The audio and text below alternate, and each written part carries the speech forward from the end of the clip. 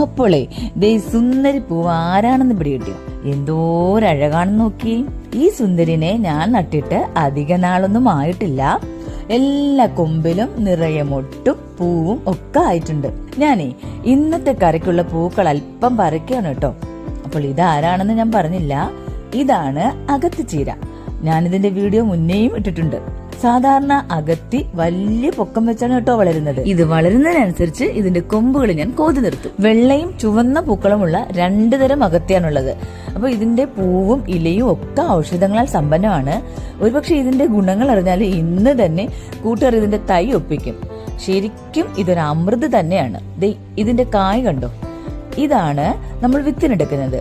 ഇതിന്റെ പൂക്കൾ 3-4 ദിവസം നിന്ന് കൊഴിഞ്ഞു പോകുമ്പോൾ ഇതുപോലെ നീളൻ വിത്ത് കിട്ടും. അപ്പോൾ ഞാൻ ഇത് നട്ടേക്കുന്നത് എവിടെയാണെന്ന് പറയാം. ഇതുപോലൊരു വലിയ ഗ്രോ ബാഗിലാണ്. അപ്പോൾ ഇതുപോലൊരു ഗ്രോ ബാഗ് ഉണ്ടെങ്കിൽ അകത്ത് ചീരയിലെയും പൂവും ഒക്കെ നമുക്ക് ധാരാളമായി നമ്മുടെ അടുക്കളയിലേക്ക് കിട്ടും.